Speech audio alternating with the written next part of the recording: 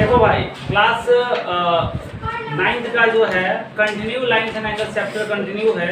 और इसका जो आज जो क्लास हम लेने जा रहे हैं और जो क्लास आज का वीडियो अपलोड होगा ये पार्ट कौन सा होगा? 7 होगा। पार्ट कौन सा होगा? 7। तो इस बात का एकदम ध्यान रखना है कि लाइन्स एंड एंगल्स जब तक कंप्लीट नहीं होगा तब तक इसका सीरीज जो है कंटिन्यू आते रहेगा। समझ में आ गया? और ये कल का कुछ नहीं है, एकदम बिल्कुल प्लेलिस्ट बना हुआ है। तो जो लोग पहली बार नए लोग हैं और जो पहली बार चैनल को अगर विजिट करेंगे तो कम से कम एक रिक्वेस्ट है इस चैनल को पहला काम सब्सक्राइब करो, क्योंकि जो भी लेटेस्ट वीडियो डालेंगे हम तो लेटेस्ट वीडियो डालेंगे तो उसका नोटिफिकेशन तुम्हें दिख जाएगा। ठीक है? तो जितने लोग भी हैं ज़्यादा से ज़्यादा शेयर करो, चैनल को सब्सक्राइब करो और लाइक करो वीडियो को। ठीक है? ये 3 काम पहला काम करना है। समझ में आ गया? अब देखो ये चैप्टर लाइन्स एंड एंगल्स है, काफ़ी बेहद इंपॉर्टेंट चैप्टर है। बार बार इसके बारे में बोलना जितना ही बोला जाए उतना ही कम है, क्योंकि इसका यूज़ आने वाले फ्यूचर में अगर आने वाले क्लास 9 के ज्योमेट्री में काफ़ी इंपॉर्टेंट है। समझ में आ गया? और चैप्टर 6 से मतलब चैप्टर 6 का ये पार्ट नंबर 7 है। 6 पार्ट ऑलरेडी अपलोड है। तो हम लोग जो कल पिछले प्रीवियस वीडियो में यानी प्रीवियस क्लास में हम लोग वर्टिकल अपोजिट एंगल और उससे रिलेटेड प्रॉब्लम को सॉल्व किए थे। आज हम इसके पहले बताए थे तुम्हें कि 2 चीज़ हमें पढ़ना है। कौन कौन सा चीज़ पढ़ना है भाई? तो एक पढ़ना है एक्सिम के बारे में, एक्सिम के बारे में पढ़ना है। और सेकंड जो पार्ट होगा हमें यहाँ पे समझना है थ्योरम। समझ आ गया? तो पहला जो पार्ट होगा एक्सिम और दूसरा पार्ट कौन सा होगा लड़की? थ्योरम। तो एक्सिम और थ्योरम में देखो डिफरेंस क्या होता है। तो एक्सिम और थ्योरम में डिफरेंस समझने से पहले हमें समझना है कि एक्सिम जो होगा, एक्सिम और डिफरेंस थ्योरम में डिफरेंस क्या है, इस बात को समझना है। देखो एक्सिम जो होगा इसके लिए किसी प्रूफ का जरूरत नहीं। एक तरह से जैसे मान लो कि हम एक बताए थे, सपोज मानो कि लाइन है, ये वाला लाइन, और इस लाइन को क्या बोल रहे हैं हम? AB बोल रहे हैं। ये एक लाइन AB है, इसके ऊपर एक रे को स्टैंड करा दिए। तो अगर एक रे को स्टैंड कराएंगे तो हम उस दिन बताए थे ये रे है OC। अगर इस लाइन AB के ऊपर एक रे जो है OC अगर स्टैंड करता है तो हम लोग जानते हैं कि यहाँ पे बताए थे कि लीनियर पेयर से वर्टिकल, देखो दोनों ये अपोजिट रे है, अपोजिट रे पर एक ये कॉमन जैसे कॉमन आर्म है, क्या इसको OC बोलते थे। और यहाँ पे जो ये एंगल दोनों बनता है ये टोटल एंगल का सम, मतलब ये समझाए थे तुम्हें कि एंगल AOC और प्लस एंगल कौन सा?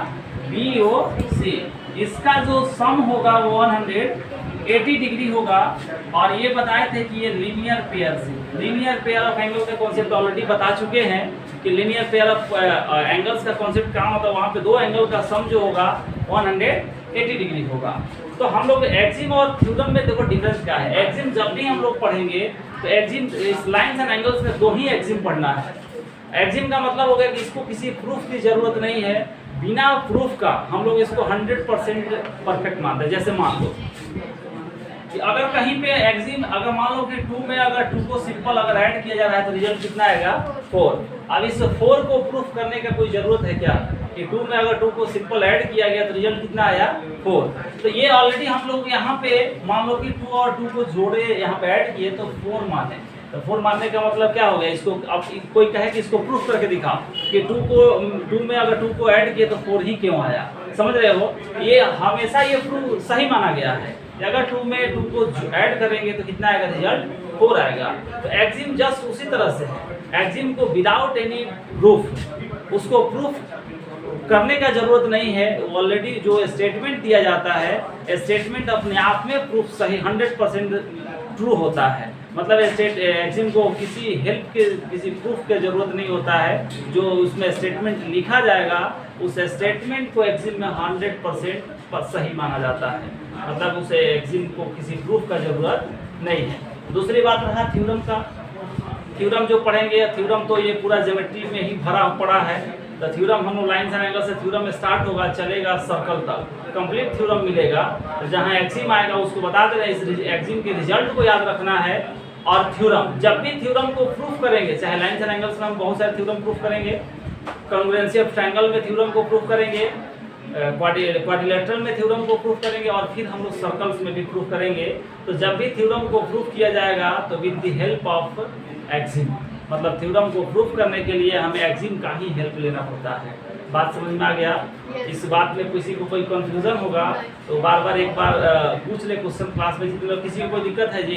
तो एक्सिम और थ्योरम में डिफरेंस समझ में आ गया कि एक्सिम को 100% ट्रू माना जाता है, जो स्टेटमेंट बोला गया लिखा गया है वो 100% ट्रू है। लेकिन अगर थ्योरम को बोला जाए तो थ्योरम को कह करके हम ओरली बोल करके उसको सही नहीं मान सकते हैं, कि ऐसा नहीं कि कहीं थ्योरम दिया गया और थ्योरम है तो हम जो बोल दिए ओरली वो ही 100% परफेक्ट सही है, ऐसा नहीं हो सकता है। उसको सही करने के लिए हम एक्सिम का हेल्प लेकर के उसको प्रूफ किया जाता है, और प्रूफ करने के बाद ही थ्योरम को हम लोग सही मानेंगे, ठीक है।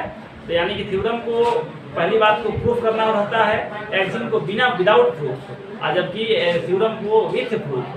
थ्योरम को प्रूफ किसके हेल्प से करेंगे तो एक्सिम के हेल्प से प्रूफ करते हैं, समझ में आ गया।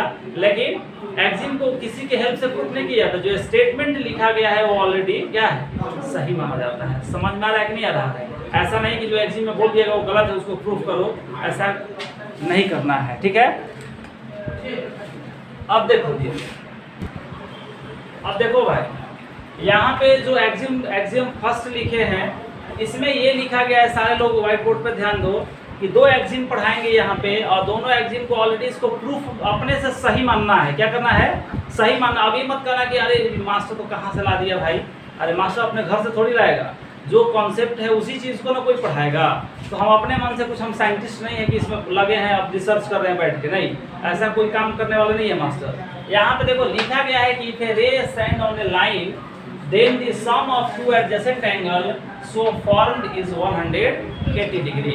इस बात को समझो। देखो ये ऑलरेडी लीनियर पेयर में भी बता चुका है मास्टर कि अगर किसी लाइन के ऊपर अगर एक रे स्टैंड होता है तो वहाँ पे जो एंगल फॉर्म्ड होगा, टू एडजेसेंट एंगल जो बनेंगे, दोनों एडजेसेंट एंगल का सम जो होगा कितना होगा, 180 डिग्री। अब इसको थोड़ा समझा जाए एग्जाम्पल के थ्रू। इसको इरेज करें क्या हम, इसको हटा दें। अब देखो जी, ये सारे लोग लिख लिए, एक्सिम फर्स्ट है, इसको याद रखना है कि किसी भी लाइन के ऊपर अगर एक रे को स्टैंड करा दिया जाए तो वहां पे जो एडजेसेंट एंगल का सम होगा वो किसके इक्वल होगा, 180 डिग्री।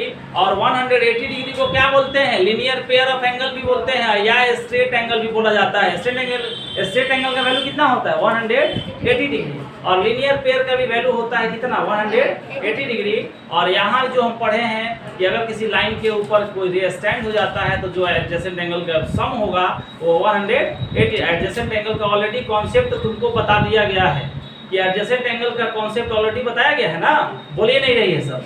अब इस थोड़ा सा फिगर को हम यहाँ से इरेज कर एक्सिम को ये वाला हटा दें, ठीक है। अब देखो थोड़ा सा फिगर ड्रॉ करके तुमको बता दे रहे हैं कि उम्मीद कर रहे हैं कि समझ में आ जाए। जहाँ फिगर सेंटेंस लिखे हुए उसके नीचे हम फिगर यहाँ पे देखो। अगर एक मान लो कि ये लाइन है, थोड़ा सा समझो, ये एक लाइन है, ये एक लाइन है, इस लाइन को हम मान लिए एक PQ, बात समझ में आ रही है। और एक रे यहाँ पे स्टैंड हो गया, इसको हम मान लिए O, और इसको ये पॉइंट R है, OR, समझ में आ गया। अब देखो दो एडजेसेंट एंगल का प्रॉपर्टीज तुम्हें ऑलरेडी बताया गया है, कॉमन वर्टेक्स, कॉमन आर्म, अरे बोलो हाँ या ना यार, यहाँ पे देखो ना, कॉमन वर्टेक्स, कॉमन आर्म, और दो जो नॉन कॉमन आर्म होंगे एक दूसरे का क्या होगा, अपोजिट रे होगा, होगा कि नहीं होगा। अब देखो दो नॉन कॉमन आर्म, एक OQ है और क्या है, दूसरा OP है, तो ये दोनों नॉन कॉमन आर्म है जो दोनों एक दूसरे के क्या हैं, अपोजिट रे। ये एडजेसेंट एंगल का प्रॉपर्टीज, तीन प्रॉपर्टी बताए थे, कॉमन वर्टेक्स O है, कॉमन आर्म OR है, दो नॉन कॉमन आर्म है जो दोनों एक दूसरे के अपोजिट रे हैं। बोलो यस या नो। तो यहाँ पे जो हमें प्रॉपर्टी कर रहा है कि दो एडजेसेंट एंगल बने, एक एडजेसेंट एंगल यहाँ बन रहा है और एक एडजेसेंट एंगल यहाँ बन रहा है। तो एडजेसेंट एंगल कौन सा बन रहा है, एंगल POR प्लस एंगल कौन सा बनेगा, यहाँ पे हम लिख सकते हैं QOR इक्वल्स टू क्या होगा, 180 डिग्री। अरे बोलो यस या नो। इसको हम लोग बोलते हैं, यहाँ पे लिख लो, ये सम जो होगा दोनों का 180 डिग्री। इस फिगर को ड्रॉ कर लो, फिगर के नीचे लिख लो इसको। ये पहला एक्सिम है, किसी लाइन के ऊपर अगर एक रे स्टैंड हो तो जो दोनों एडजेसेंट एंगल बनेंगे उस एडजेसेंट एंगल का जो सम होगा वो 180 डिग्री होगा। नोट करो, फिर आगे हम कंटिन्यू कर रहे हैं।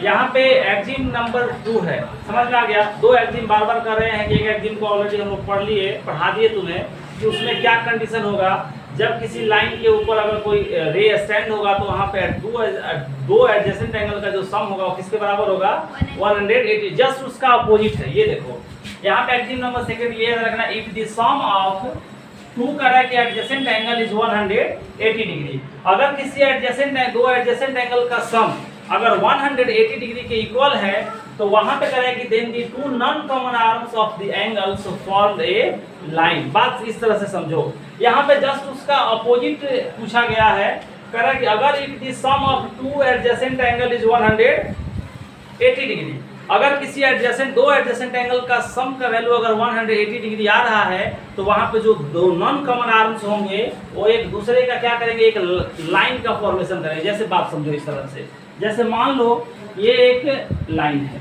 हम इस लाइन पर नहीं बोले कि यहाँ पे मान लो कि ये रे है, ये O है, इसको हम माने C, इसको मान लिए A और ये कौन सा पॉइंट है B। तो यहाँ पे ये कर रहा है कि एंगल AOC, मान लो कि angle AOC plus angle BOC ये दोनों मिल करके 180 डिग्री बना रहा है एंगल एडजेसेंट एंगल से। तो यहाँ पे हम ये बता रहे हैं कि जब दो एडजेसेंट एंगल का वैल्यू अगर दोनों एडजेसेंट एंगल का सम अगर 180 डिग्री हो तो जो नॉन कॉमन आर्म, देखो यहाँ पे एंगल AOC ये वाला एंगल प्लस एंगल BOC ये दोनों एंगल मिलके कितने डिग्री का एंगल फॉर्म कर रहा है 180 डिग्री। तो यहाँ पे कह रहा है ये एक्सिम नंबर सेकंड कि वहाँ पे जो नॉन कॉमन आर्म्स होंगे, नॉन कॉमन आर्म्स कौन सा है, एक OA है और दूसरा कौन सा है OB। यहाँ पे ये दोनों एक दूसरे मिल करके एक लाइन का फॉर्मेशन कर रहे हैं और वो लाइन कौन सा बन रहा है AOB, यानी कि एंगल AOC प्लस BOC इन दोनों का सम मिल करके 180 डिग्री दे दिया गया है। तो हम लोग ऐसा कंडीशन में करेंगे कि जो दोनों नॉन कॉमन आर्म्स होंगे एक फाइनली एक लाइन का फॉर्मेशन करेगा और ये लाइन कौन सा बन रहा है AOB, यानी कि लाइन यहाँ पे AOB बन रहा है। दो एक्सिम्स पढ़ना था, दोनों एक्सिम्स को हम इस वीडियो में कवर कर लिए। नेक्स्ट जो पार्ट आएगा यानी नेक्स्ट क्लास जो होगा वो थ्योरम स्टार्ट होगा और थ्योरम जैसे ही कंप्लीट होगा उसके बाद हम NCERT के सारे टाइप के क्वेश्चन को सॉल्व कराएंगे। यहाँ पे एक एक क्वेश्चन को डिस्कस किया जाएगा और एक्सरसाइज नंबर से सीरीज में एकदम एक एक क्वेश्चन को सुन के एक भी क्वेश्चन छोड़ेंगे नहीं। पहले कल से थ्योरम का क्लास चलेगा और थ्योरम जो भी है उसको कवर करेंगे, एक दो क्लास जितने क्लास में कवर हो जाए, फिर हम लोग उसके बाद में NCERT के प्रॉब्लम को सॉल्व करेंगे। फिर उसके बाद टाइम बचेगा तो फिर हम नेक्स्ट बुक को देखेंगे। अगर जो लोग फिर से एक बार बोलते रहे हैं चैनल को भाई मैक्सिमम लोग सब्सक्राइब करें और वीडियो को लाइक करो और शेयर करो, ठीक है।